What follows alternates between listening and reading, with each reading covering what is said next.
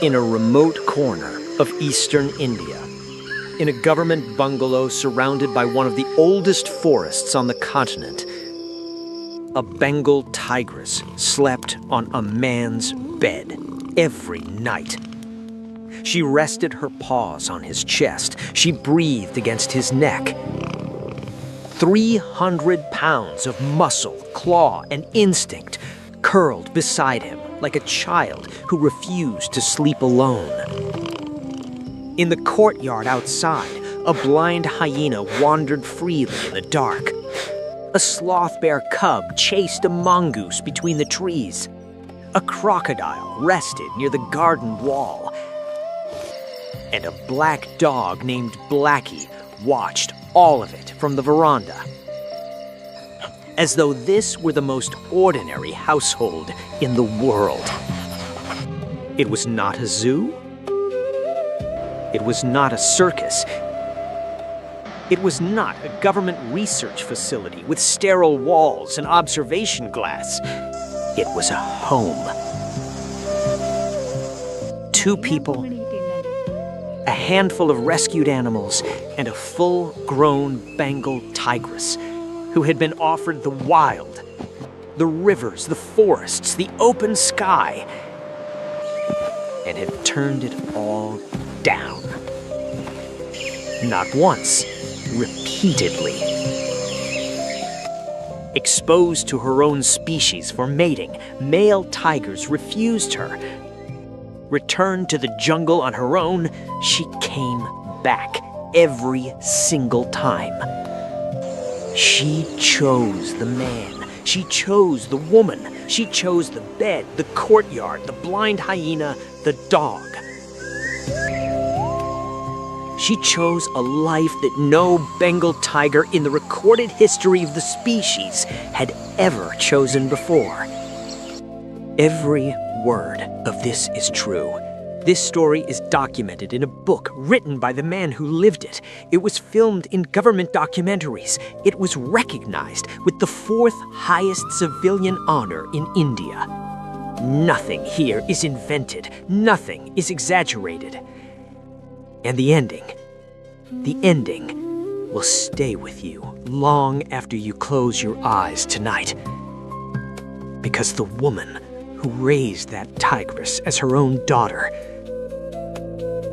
died in an old age home in 2021. 40 years after saying goodbye. Still dreaming of her.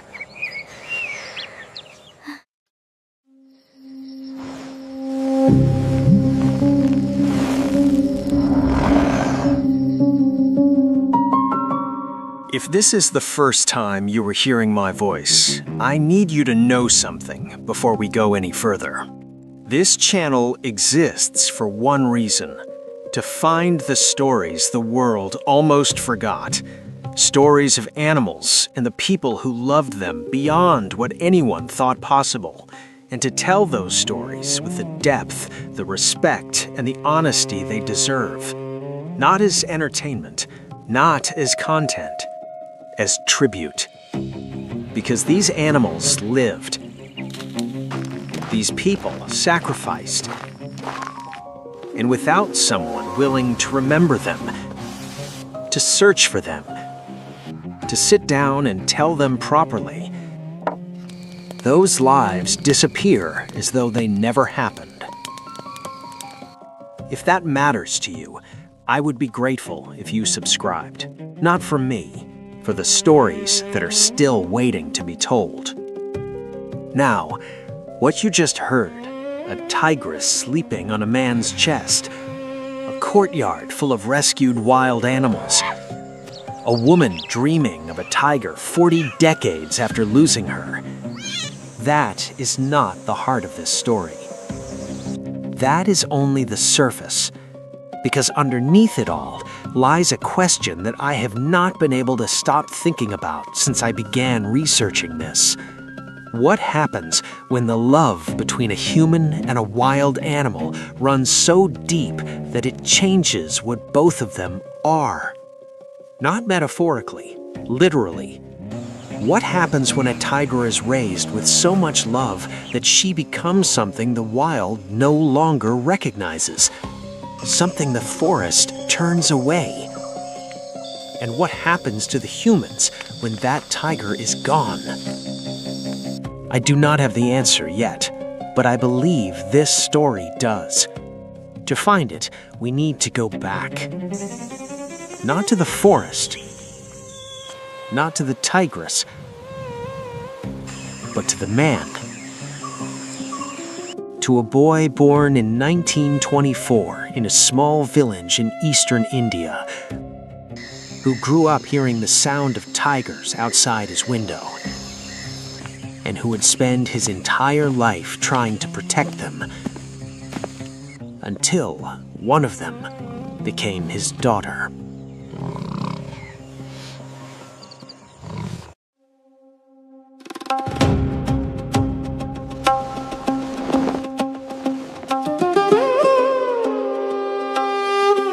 Siraj Raj Chowdhury was born August 13, 1924, near the city of Cuttack in the Indian state of Odisha.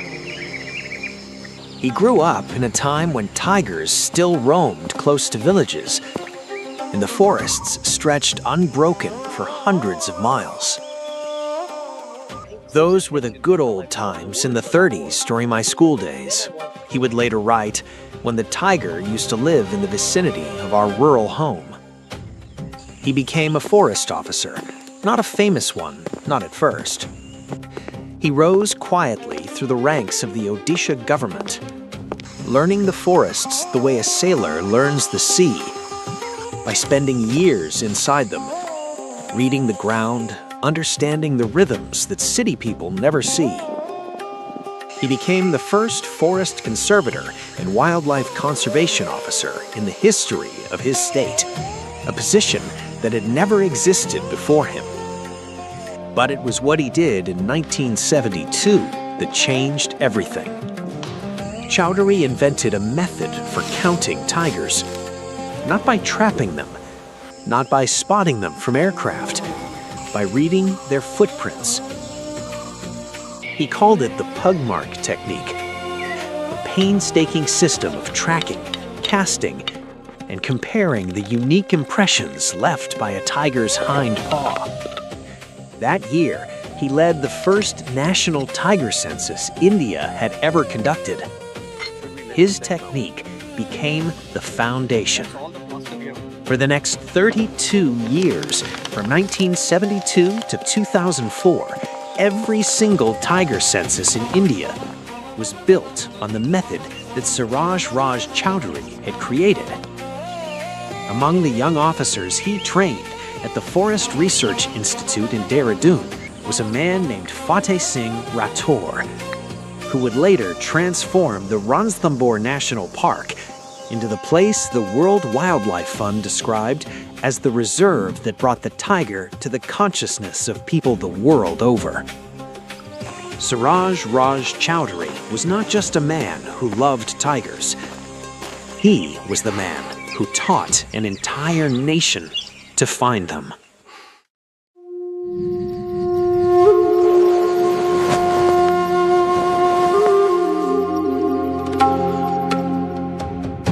In 1972, the Indian government asked Chowdhury to do something that had never been done in those forests. Build a sanctuary, a protected territory where tigers could live, breed, and survive without the constant pressure of poachers and the slow erasure of their world.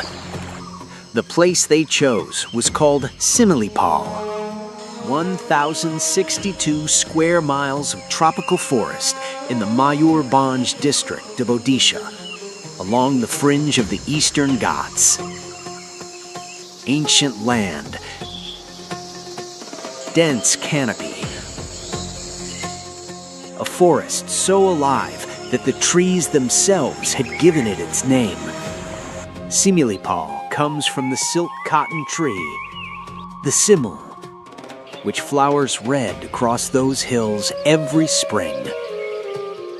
Chowdhury was named the founding field director, 1 year later, in 1973, Prime Minister Indira Gandhi launched Project Tiger, the most ambitious wildlife conservation program in the nation's history.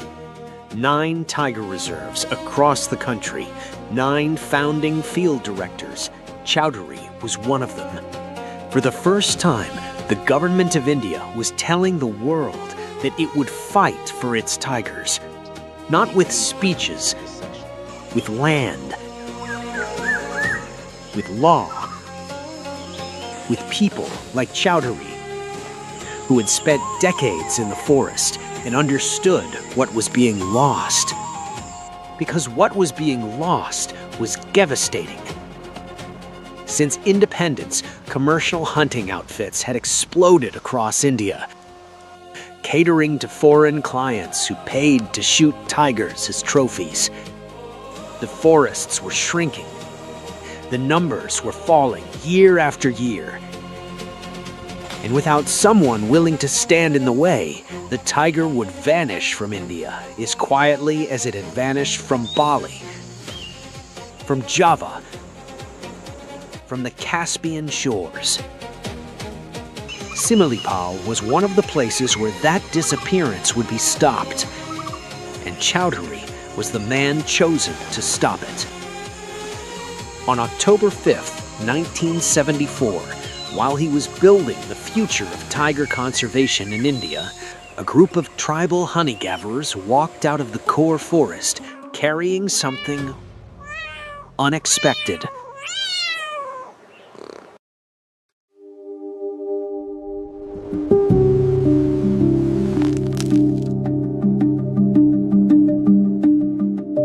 They were members of the Kariya community, forest dwellers who had lived in and around Similipal for generations, moving through the trees with a knowledge that no university could teach. That morning, they had entered the core area to collect honey, as they did every season when the forests were thick with hives and the air was heavy with the scent of wild beeswax. Near the banks of a river called Kairi, they came across a mother tigress with 3 cubs at the water's edge. She was teaching them how to approach the current, how to read the forest, the quiet, essential lessons a tigress must pass on if her cubs are to survive their first year. When the tribals drew close, the mother bolted. 2 of the cubs followed, strong enough, fast enough to match her stride through the undergrowth. The 3rd did not. She was small, frail, 7 weeks old and too weak to keep up with her mother's desperate run. The tigress did not circle back. In the wild, a mother who stops for 1 cub risks losing the other 2. She made the calculation that nature forces on every predator mother, and she chose the 2 who could follow. The Kariya knew the forest. They knew what a 7-week-old cub left alone without a mother would face before nightfall. She would not last a day. So they did what felt right, the only thing that felt right. They picked her up, wrapped her carefully, carried her out of the core forest through miles of trail, and brought her to the only man they trusted with something that fragile and that wild. Saroj Raj Chowdhury looked at the cub. He did not hesitate. He took her into his arms, carried her to the government bungalow in Jashipur, and made a decision that would define the rest of his life. He named her Kairi after the river where she was found. And together with Nihal Nalin, the woman who shared his life, he began to raise her. Kairi was 7 weeks old. She weighed less than a house cat. Within a year, she would weigh more than both of the people who loved her combined.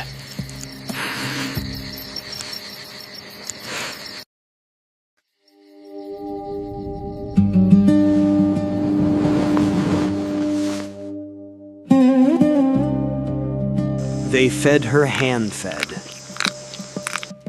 Mutton cut small enough for a mouth that could barely chew.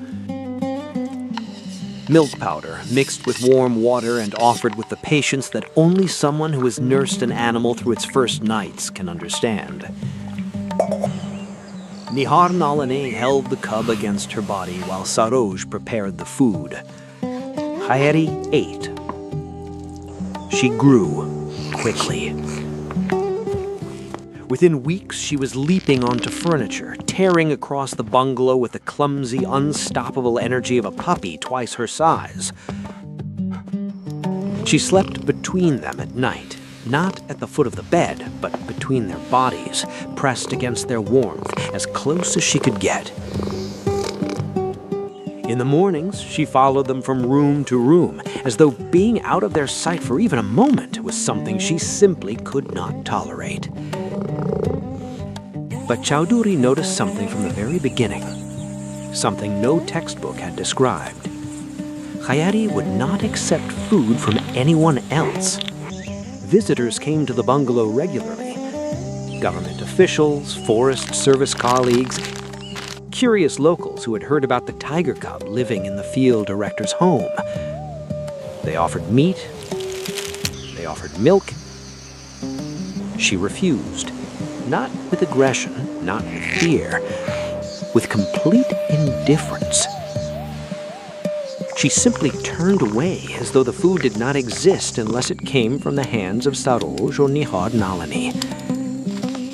He was a scientist before he was a father. He recognized what this was. Not mere preference, attachment.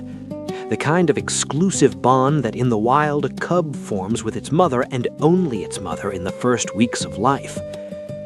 Khayeri had transferred that bond completely, irreversibly, to two humans. Chowdhury began to keep a journal every single day.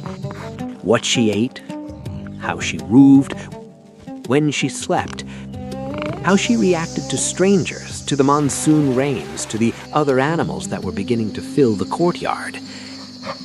He did not know it then, but that daily log would become one of the most valuable records of tiger behavior ever produced. Data that no researcher had ever had access to, because no researcher had ever lived with the Bengal tiger as family. She was growing fast, and Chowdhury began to see something that nothing in his training had prepared him for. The cub was not merely tolerating humans. She was choosing them.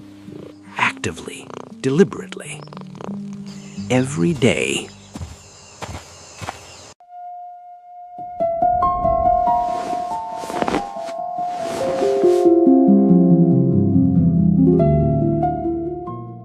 Every night, the same ritual. Khayeri would climb onto the bed, position herself between Saroj and Nihar Nalini, and rest her front paws on Chowdhury's chest. Her weight increased with every passing month. 50 pounds. 80. 120. 160. The paws that once fit in his palm now covered half his ribs. But the gesture never changed. The same careful placement. The same measured pressure. As if she were saying something that did not need words. I am here. You are here. This is enough. She knew the people who belonged in the bungalow. Officers in khaki uniforms who came and went on government business. She tolerated them. Watched them from across the courtyard with the calm surveillance of an animal who has decided they're neither threat nor family. But tolerating and trusting were different things entirely. The touch, the food, the sleep, those remained reserved for exactly two people on this earth. No one else. And she was not the only one. The bungalow in Jasipur had become something that no government housing plan had ever anticipated. Chowdhury and Nyan Nalini had taken in other rescued animals over the months and years. Aina, a hyena found blind and starving near the reserve boundary. Jambu, a sloth bear cub orphaned when poachers killed his mother. Kumba, a crocodile rescued from a riverbed that was drying under the summer heat. A mongoose with no name who had simply appeared one morning and never left. And Blackie, the family dog, who had been there before any of them arrived, and somehow accepted each new wild addition with the patience of a creature who had long stopped being surprised by anything. They all lived freely. No cages, no enclosures, no chains. The courtyard was their shared world, and the lines between wild and domestic had been quietly, irreversibly erased. A growing tiger sleeping near a blind hyena. A sloth bear resting feet from a crocodile. A dog keeping watch over all of it from the veranda steps. But Kairi was still growing, and what she was becoming was something none of them, not the scientist, not the woman, not the government, could have predicted.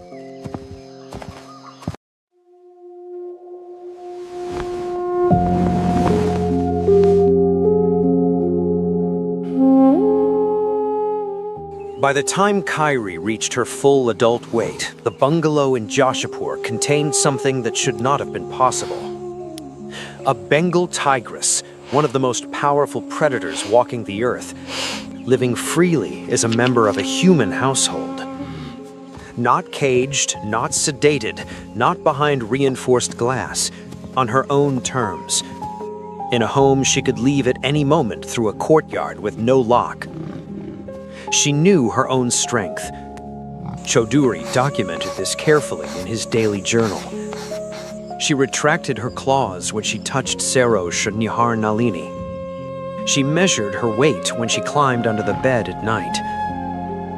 She understood, in some way that science still struggles to articulate, the precise difference between what she could do and what she chose to do. But the strength was always there. Beneath the gentleness, beneath the purring warmth against his chest, 300 pounds of apex predator never slept. One afternoon, she was playing with a cheetal deer in the courtyard, one of the smaller animals that moved freely through the compound. The play escalated the way play sometimes does between animals of radically different sizes. Kairi did not attack, she did not hunt. She simply moved too fast, pressed too hard, and the deer did not survive. It was an accident. The kind of accident that only happens when something that powerful tries to be gentle with something that fragile. Chowdhury found the deer. He dug a grave in the courtyard and buried him himself. He did not punish Kairi. There was nothing to punish. She had not been aggressive. She had been what she was. A tiger. And in the narrow space between what she was and what love had shaped her into, a life had been lost. That space, that impossible, unmappable distance between instinct and affection, between the wild and the bed, between the animals she was born to be and the creature love had made her, that was where Kairi lived. Not in the forest. Not in the bungalow. In the space between. At what point does a wild animal stop being wild? Is it when she sleeps on your chest? When she refuses food from anyone but you? Or is it something deeper? Something so slowly, so quietly, that by the time you notice it, it is already too late to undo? Kairi was full grown now. She had never set foot in the wild as an adult. And Chowdhury was about to face a question that had no good answer.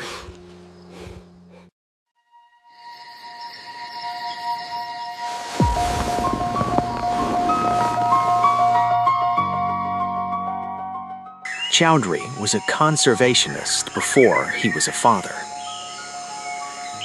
He had spent his life fighting for the survival of wild tigers in wild places, and he understood, better than almost anyone on Earth, that a Bengal tigress belonged in the forest. Not on a bed, not in a courtyard. In the green, breathing darkness where her species had lived for 3 million years. So one morning, he opened the gate. No ceremony, no preparation. He simply unlatched the courtyard entrance and stepped aside. Tyri paused. She looked at him, the way she always did, with that steady gaze that carried more weight than any sound. Then she moved, fast, through the gate, down the trail and into the trees. Within seconds, she was gone. Swallowed by the forest she had never known as an adult. The day passed. Saroj and Niharnalani went about their work, but the bungalow felt different, emptier. The other animals seemed to notice too. Blackie stayed on the veranda without moving, watching the tree line as though waiting for something. The afternoon heat settled over Joshipur. Evening came, the forest darkened, and still no sign of Kyrie.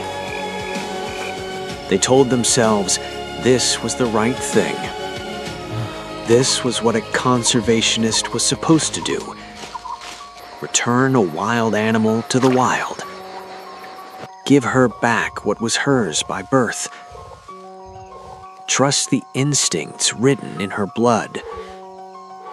At midnight, Saroj was jolted awake by a sound that shook the walls of the bungalow. A roar, deep, urgent, coming from the courtyard gate. He knew that voice. He'd heard it every day for years. But never like this. Never with this need. He opened the gate. Kyrie rushed in, pressed her body against him, and swiped a paw across his shoulder. Gently, the way she always did. Claws retracted, the gesture that meant everything between them. She gives the entire forest was hers. Every tree, every river, every instinct that 3 million years of evolution had written into her blood said go. She came back. But Chowdhury knew he had to try again.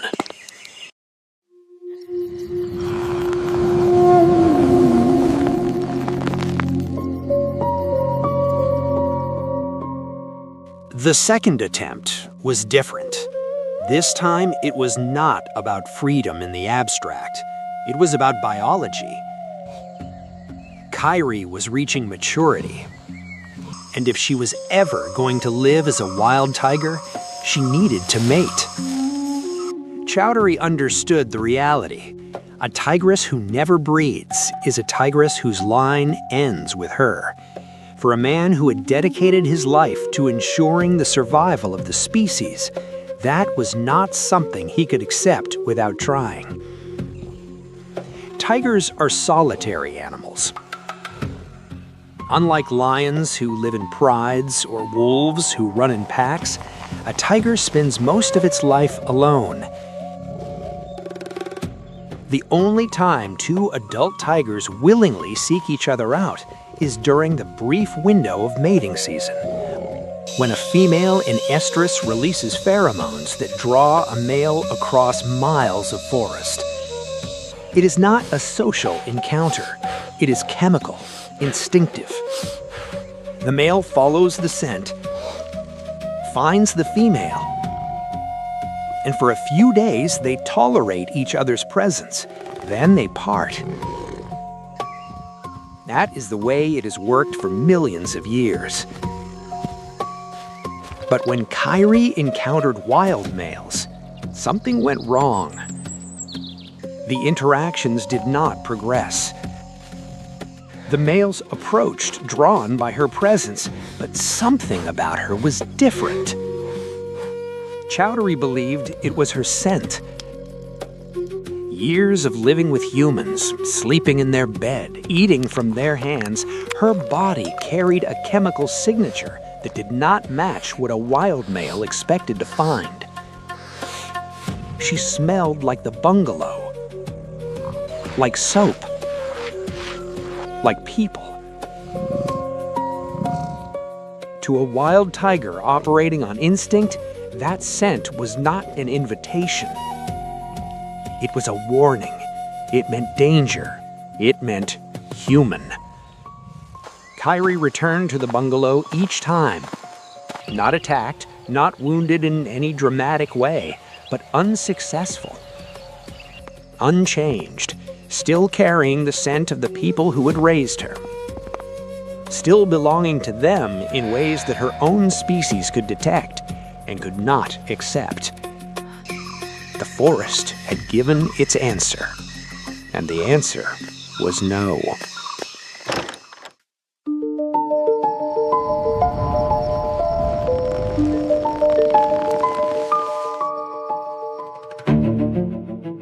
The failed attempts left Chowdhury facing a reality that no protocol in the Indian Forest Service had been written to address. Kyrie could not return to the wild. The forest had made that clear. But she was not a zoo animal either. She was not behind bars. She was a 300-pound Bengal tigress living freely in the home of a government officer funded by taxpayer money in a country where most people would never see a tiger outside of a photograph. And not everyone saw the arrangement the way Chowdhury did.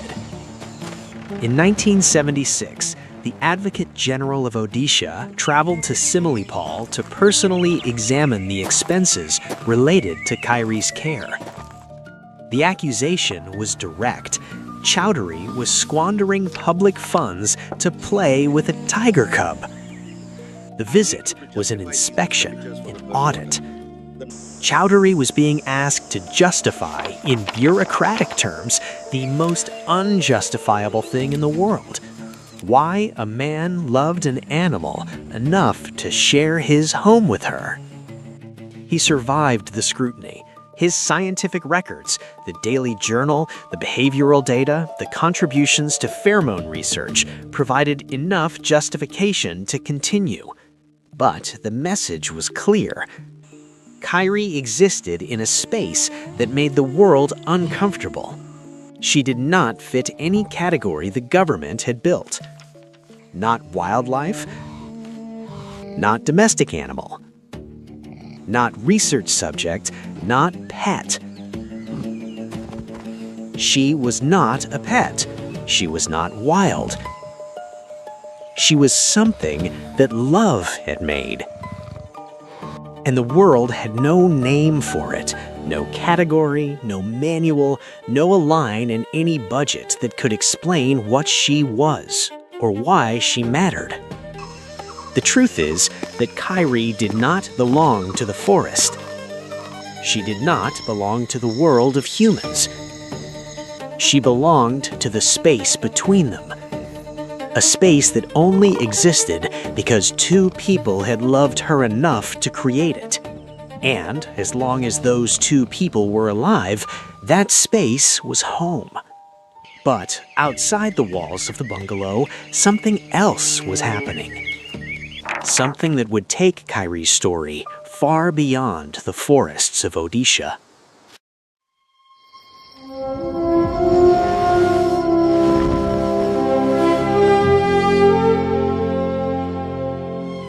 India noticed.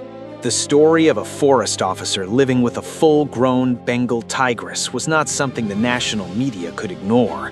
Newspapers carried the story. Television crews arrived in Jasipur. Wildlife enthusiasts from across the country and beyond made the journey to Similipal just to see Kyrie with their own eyes. This impossible creature who slept on a man's chest and refused food from strangers. The news reached Delhi. Prime Minister Indira Gandhi was personally informed about Kairi and her relationship with Chowdhury. Gandhi, who had staked her own political reputation on launching Project Tiger, understood the significance. Here was a living demonstration of what her conservation program was trying to protect. Not just the species in the abstract, but the individual animal. The specific heartbeat, the particular set of eyes looking back at you in the dark. Closer to home, Kairi became a fixture at official events in Odisha. She was described in the press as the only tiger in India with access to the chief minister's office in Bhubaneswar. Whether this was literally true or a journalist's exaggeration, the image it created was unforgettable. A Bengal tigress walking through the corridors of power, tolerated, celebrated, feared, and adored in equal measure. Meanwhile, Chowdhury's scientific work was bearing fruit that would outlast any headline. His daily observations of Kairi had produced data on tiger pheromones, territorial marking behavior, dietary patterns, and stress responses that no field researcher could have gathered from a wild tiger. The journal he had been keeping since her first week became the foundation for peer-reviewed research. His findings on pheromone communication contributed directly to the later work of the biologist R.L. Brahmachari, one of India's leading authorities on chemical communication in mammals. In October 1981, the magazine Sanctuary Asia published its first issue. On the cover was a portrait of a tigress. Not just any tigress, Kairi. The face of a movement, the most famous tiger in India. But 1981 would not be remembered for the magazine cover. It would be remembered for what happened next.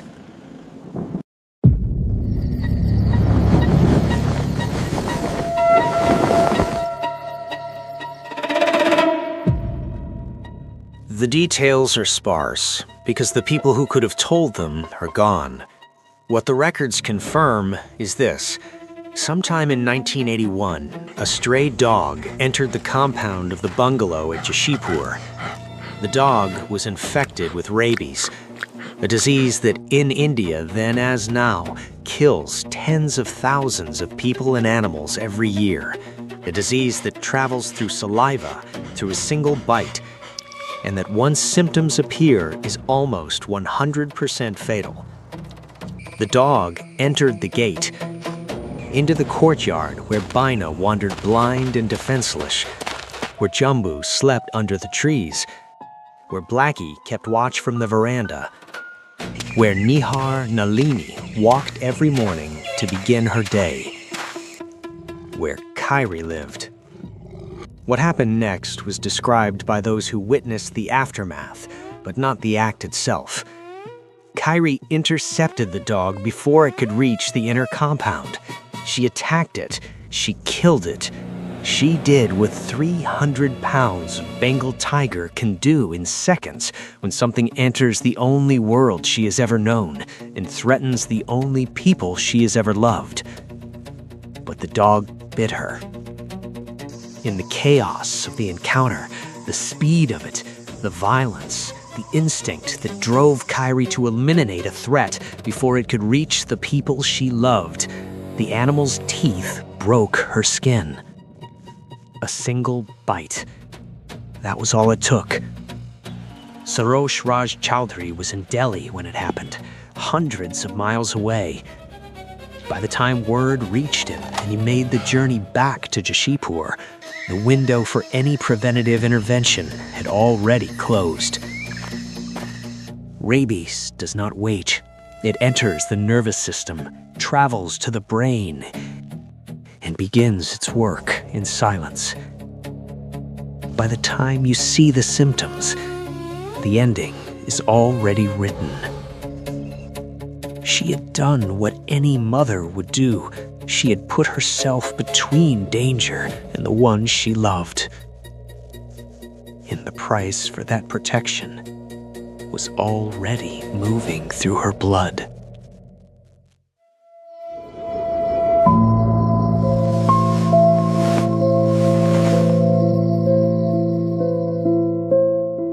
The weeks that followed were the worst of Sarojraj Chowdhury's life. Kyrie began showing symptoms. The virus was taking hold, and there was nothing veterinary science could offer. Rabies in a 300-pound tigress is not a condition that allows for treatment. It's a countdown. But euthanizing Kyrie was not a decision that Chowdhury could make alone. She was not a stray. She was not an anonymous animal in a remote village. She was the most famous tiger in India, a national symbol of Project Tiger, a creature whose face had just appeared on the cover of the country's most important conservation magazine. She was government property, and to end her life required permission from the highest authority.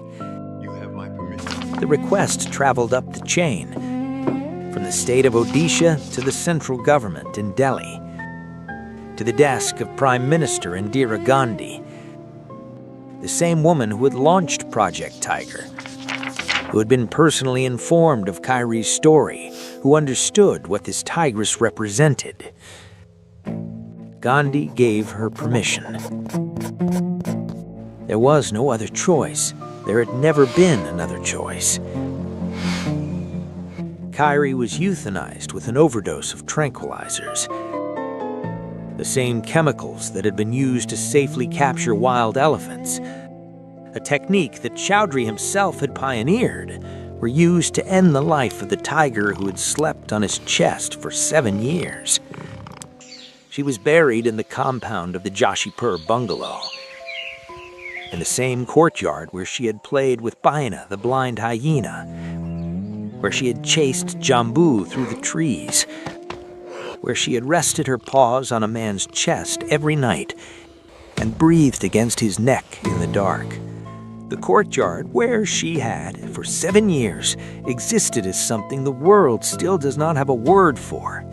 The year was 1981. Kyrie was 7 years old, and in a bungalow that suddenly felt like the emptiest place on earth, 2 people were left to find out what life looks like when the thing you loved most is buried in the yard.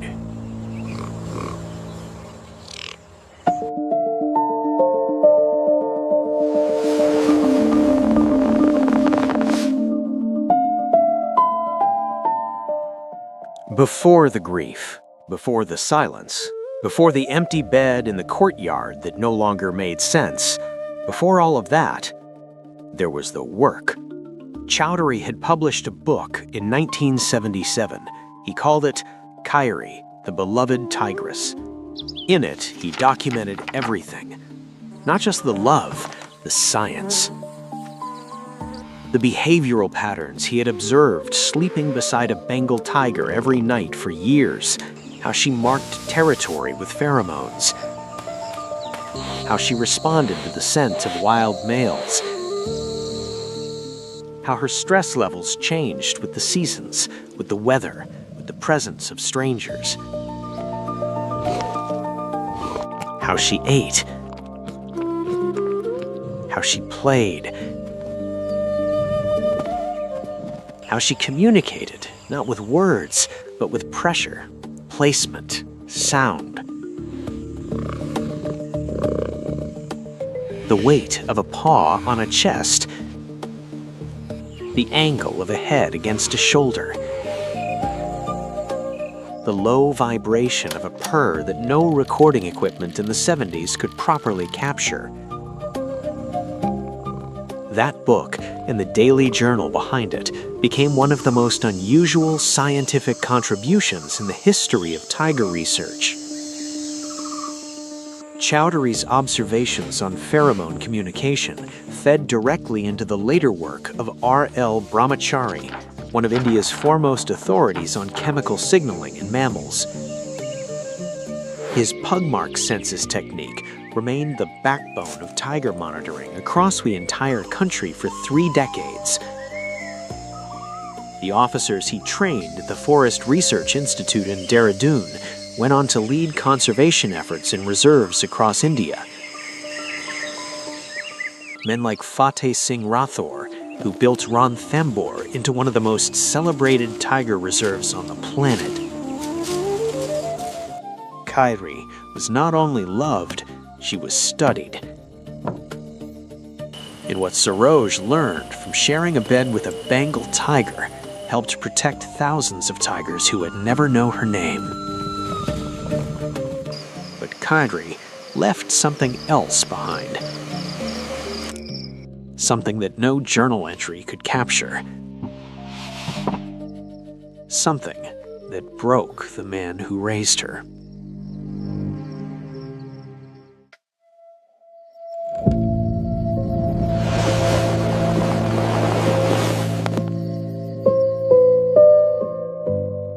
Saroj Raj Chowdhury did not recover. The people who knew him said it plainly. After Kairi was buried in the courtyard, something in him changed.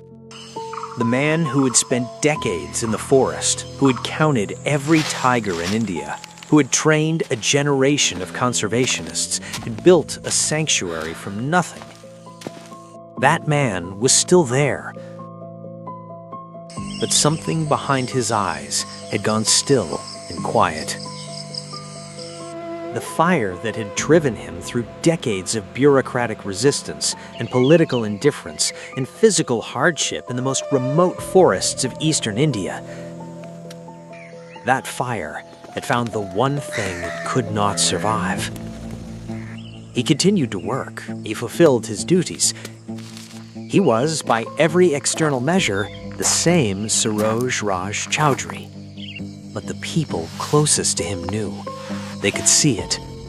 The way he avoided the courtyard. The way he fell silent when someone mentioned her name. The way his body seemed to be waiting for permission to stop. He died less than 2 years after Kairi. Some sources say 1982, others say early 1983. The cause was cardiac failure. His heart simply stopped. The medical explanation is sufficient. The human explanation is simpler. He had lost the thing he loved most, and his body decided there was no reason to continue carrying the weight. He counted every tiger in India. He trained the men who would protect them for decades to come. He built the reserve that would become one of the most important tiger habitats in the world. And the one tiger he could not save was the one who slept on his chest. In 1983, the government of India awarded Saroj Raj Chowdhury the Padma Shri, the 4th highest civilian honor in the country. It was awarded posthumously. The man who had earned it was no longer there to hold it. And in a bungalow in Yashipur, one person was left.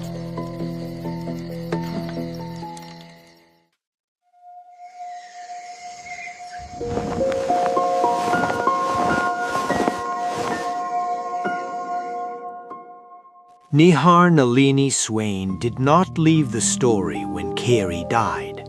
She did not leave it when Saroj died. She carried it for 40 years. After Saroj's death, the bungalow in Jashipur was no longer hers. It was government property.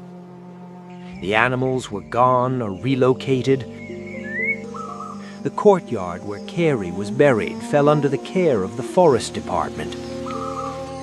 Nihar Nalini moved away from Similipal, away from the forests, away from everything that had been her life for the better part of a decade.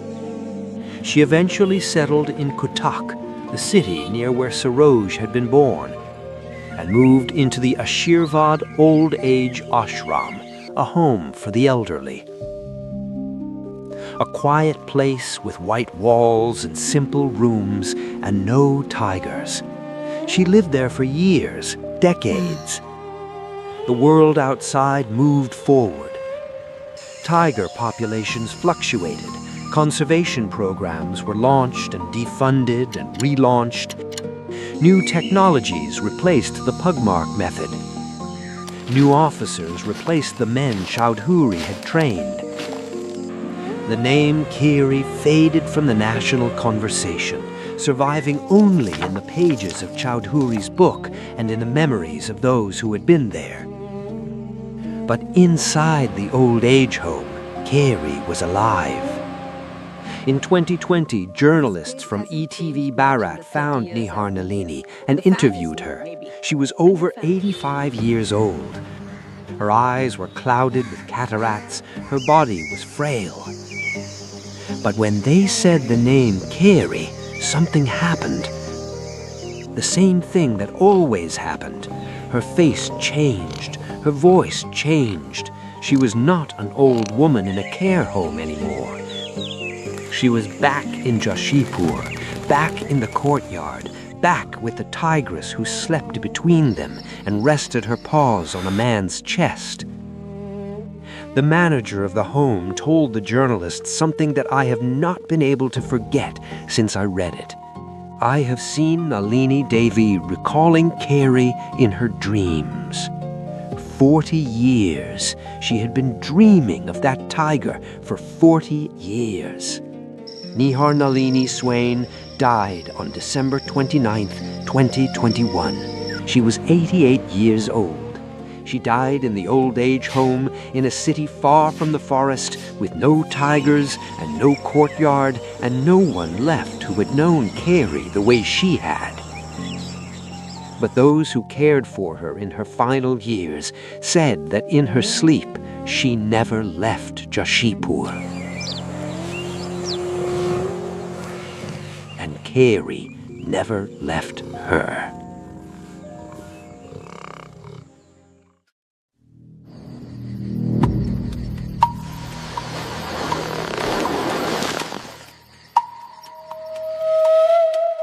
Now I need to tell you what happened to the place, because the place matters. The place is where the story becomes something larger than 3 lives.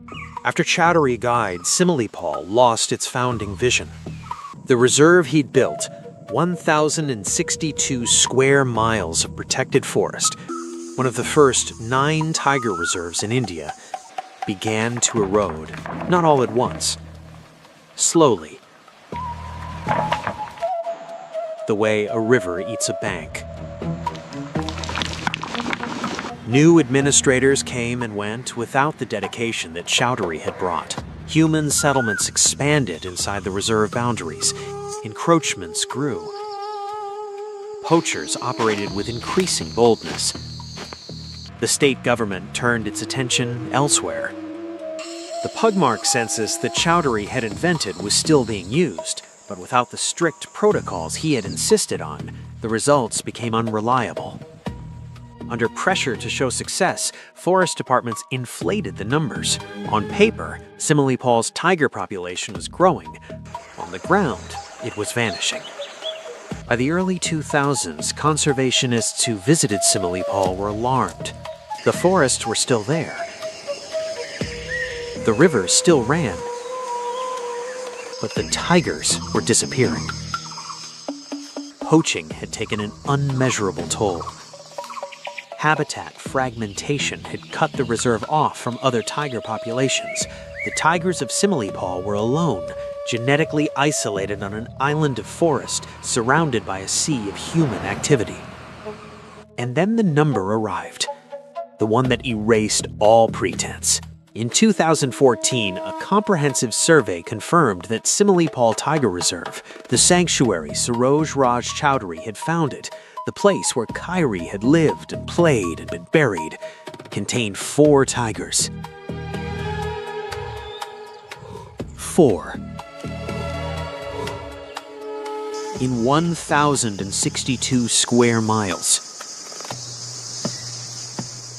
the life work of a man who had dedicated everything to the survival of the species, reduced to a number that fits on one hand. But one of those 4 tigers was different. One of those 4 carried something in his blood that no one had expected, something that would change the story of Simile Paul forever.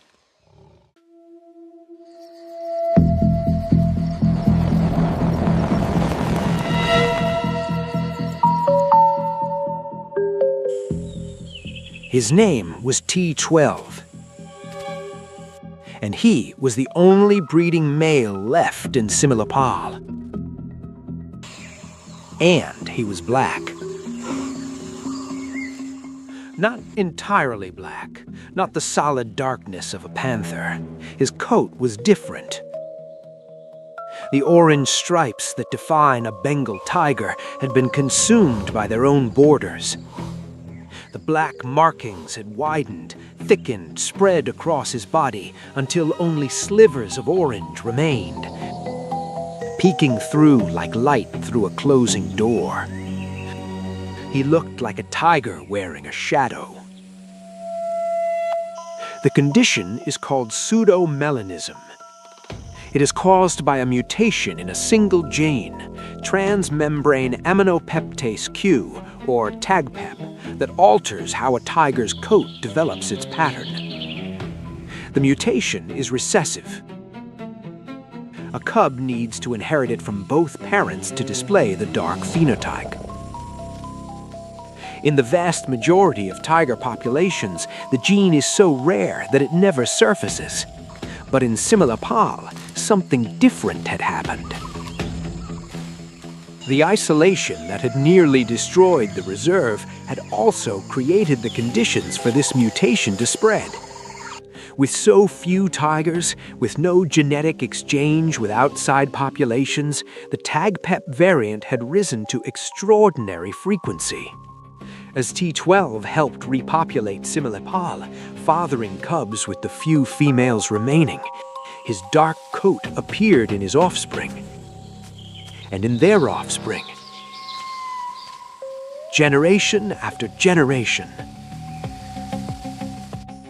Today, roughly half of Simile Paul's tigers carry the mutation. Out of approximately 30 individuals, at least 13 display the dark phenotype. They are the only wild pseudomelanistic tigers on the planet, the only ones. Nowhere else in India, nowhere else on Earth.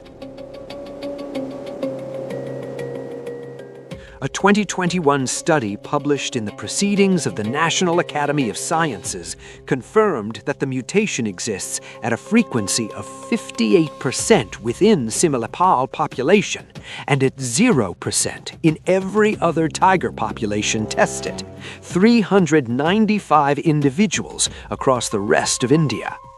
In October 2025, National Geographic placed a Simile Paul black tiger on its cover.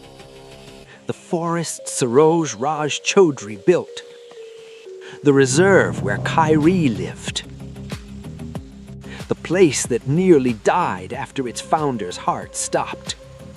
That forest now holds something that exists nowhere else in the natural world.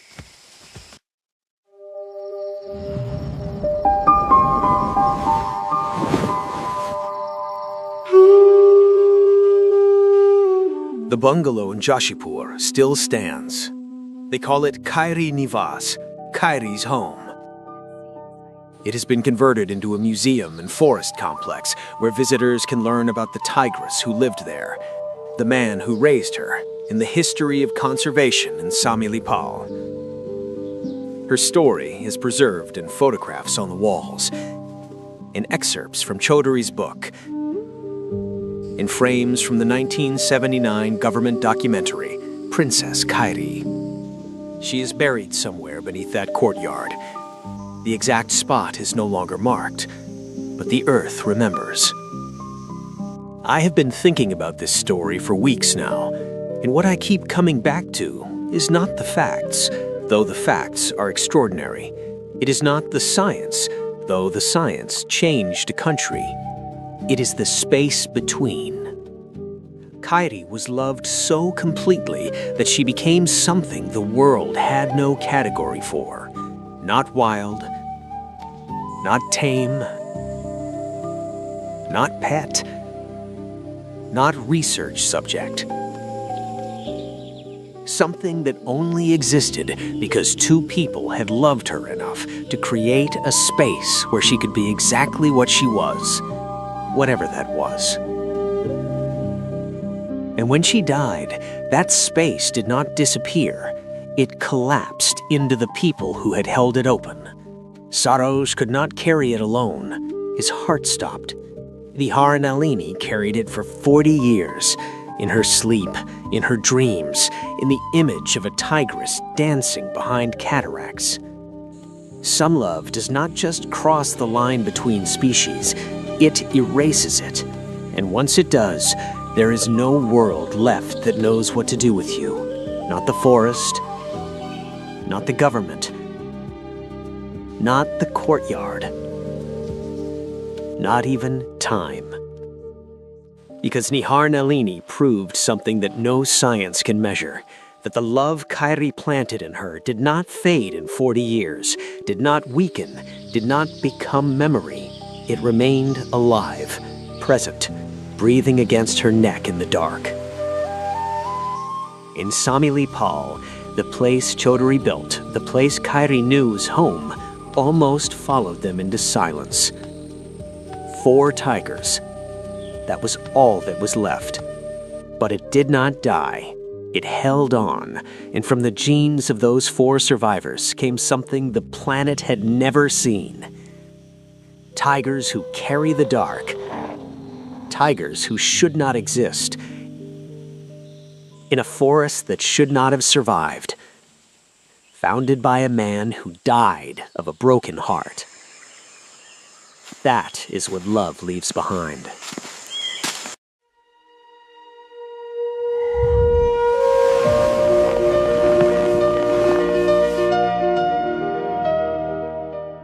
I want to leave you with an image. Not the famous one, not the tigress on the magazine cover, not the black tigers on the National Geographic spread, not the museum with photographs on the walls. A smaller one, a quieter one. An old woman in a care home in Katak. White walls. A narrow bed. The sound of ceiling fans turning slowly in the Indian heat. She is asleep. Her eyes are closed. Her breathing is shallow. Her hands, the same hands that once held a 7-week-old tiger cub against her chest and fed her mutton and milk powder, are resting on a thin blanket. She is dreaming of Jashirpur, of the courtyard, of Bina wandering blind in the moonlight, and Jambu sleeping under the sal trees, of Blackie on the veranda, of Saroj at the table with his journal, writing down everything Hairi did that day, and of the tigress. 300 pounds of muscle and grace and impossible gentleness, climbing onto the bed, positioning herself between them, resting those heavy paws on the chest of the man she chose. The sound of her breathing, the weight of her trust, the warmth of something that the world had no word for. Nihar Nalini Swain dreamed of this for 40 years, every night, in a room with no forest and no tigers and no one left who understood. This story happened, every word of it. A man who counted tigers, a woman who loved one like a daughter. A tigress who chose humans over her own kind. And a forest that almost died, but did not. And now holds creatures that exist nowhere else on Earth. If this story touched something in you, I want to hear about it. Tell me in the comments. Tell me if you believe that love can change what an animal is, what a human is, what a forest becomes after everyone is gone. Because after researching this story, after sitting with it for weeks, after learning what Nahar Nalini dreamed about every night for 4 decades, I am not the same. And I do not think you are either. Some love does not just cross the line between species, it erases it. And once it does, there is no going back for any of them. It is often said that love has the power to transcend unconceivable barriers and connect. The whole world was glued to deep intimacy between the domesticated tigress and its master. It is not a usual story where a tigress from the wild was grown successfully in captivity. The words ring true in the case of Khairi, a tigress who used to rush to the call of her foster mother, Nihar Nalini.